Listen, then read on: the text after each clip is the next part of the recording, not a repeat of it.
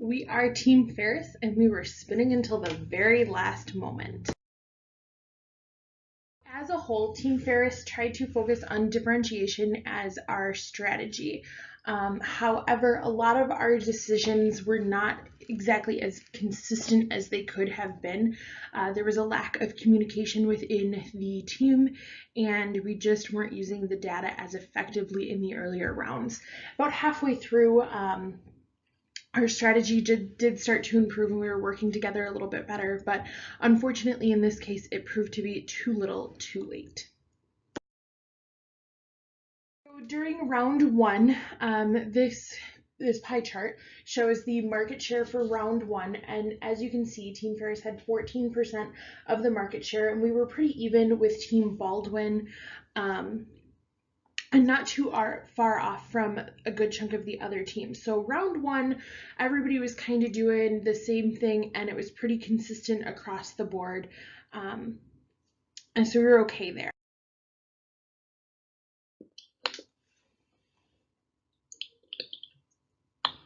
For round 1 ROS, sales were decent, but the SGA was 16% of sales, which caused the profits to tank. While the contribution is 29.9% of sales, the MTBF was also low as compared to other teams, which had a higher MTBF, which played out in different ways. This caused us to have ramifications in the rounds ahead, which caused us losses in the future.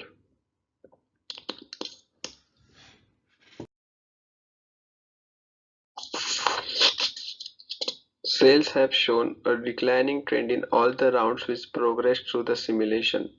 This was visible from the declining ROS. As a result, the share price has been declining as well.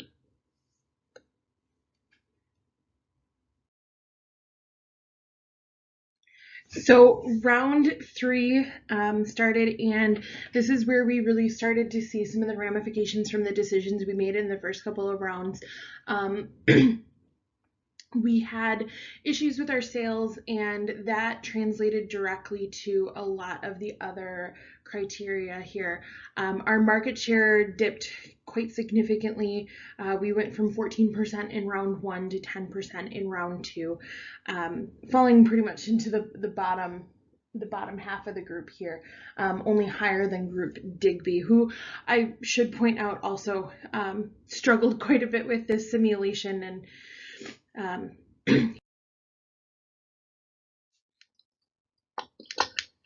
In round 3, the sales started decreasing marginally, while the contribution is 24.80% of sales. This means that the decreased percentage of contribution margin will create difficulty, as lower contribution means lower profits to cover the fixed cost. The MTBF was also lower as compared to the other teams, which had a higher MTBF, which played out again in different ways.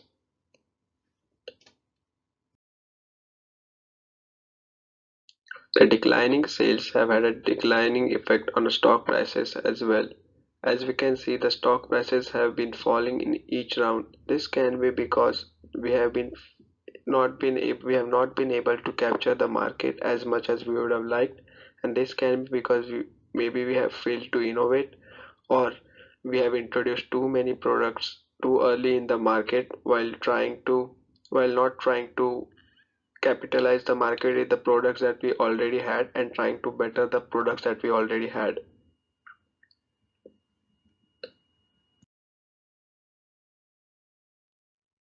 So round five started, and again, we see a decrease in market share, only higher here than Group Digby again. This is due to many factors. We were not innovating enough in the earlier rounds, and we probably introduced too many products in the first few rounds. For example, we introduced 2 or 3 new products in the first round, and that proved to be detrimental to our success throughout. However, I should note that it was it was around this time that we did reach out to one of the more successful groups to get some help and just some guidance in terms of using the simulation, and tried to better ourselves. But unfortunately, again, it proved to be too little too late. In round 5, since the EBIT was negative, it was visible that enough profits were not being generated by the company as compared to sales. A negative EBIT generally indicates a negative relation with sales. The reason for this can be that variable costs and fixed costs are more than the sales, and hence the losses that were incurred by the company.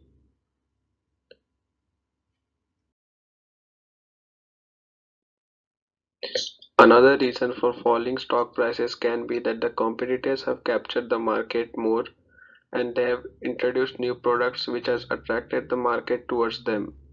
It has always The cost for our company has always kept on rising, and we have still introduced new products which has had an adverse effect on our sales, as we have not been able to generate enough revenue.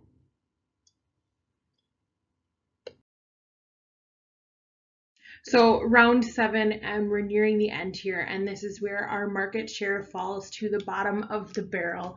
And really, at this point, there was no coming back from where we were. And it was just kind of staying the course to see if there was any damage control we could do towards the end of the simulation. Because of the continuously rising costs and the lack of revenue, the ROS was always low, as there was no return for the company to provide to its shareholders. So the ROS always kept on declining, and as a result, the stock price also was always declining, which we can see in round 7 was in negatives as well.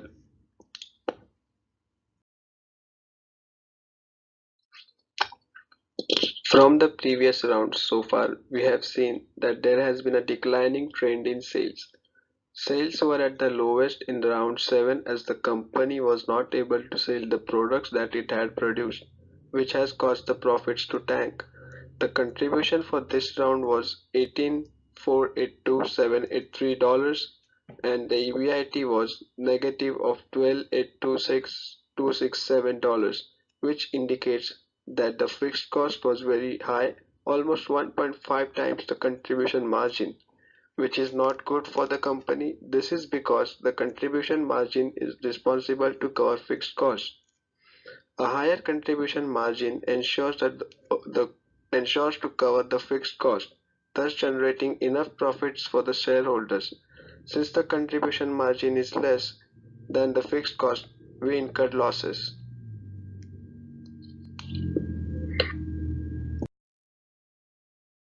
So some of the biggest takeaways that we have from this round of competitive decision making is that communication is vital. So if we were to go back and do it all over again, I think that communication is probably the biggest thing that we would need to improve upon, and really working more so together as a team rather than two independent units. Another one of the big takeaways here is that knowledge is power. Early on, we were not using the data that was provided to us in the most effective way. And part of that, I think, was just for lack of understanding how to read the data, and how to take that and internalize it, and then therefore make some of the more or better informed choices in terms of the direction that we could take the company. And the last takeaway here is, I think, probably one of the most important things, and this one plays across so many different levels, and that is just asking for help when it is needed. It wasn't until about the middle of the simulation that one of the other teams reached out and offered assistance, and we accepted that assistance with open arms. And I think, had we reached out sooner and said, hey, we're really struggling with this, is there anybody who can help us? I think that we would have had greater success, and been able to learn from some other individuals. And that happens in the business world all the time. Even though companies may be competitors, Oftentimes you see examples of them working together to solve different problems and come up with creative solutions. And I think that had we asked for some more help in the beginning, it would have gone a little bit better for us. So here's hoping that, if we ever have to do this again, we will be much better at it, and we can take the lessons that were learned from this and apply those to real life situations and continue to grow from there. Thank you very much.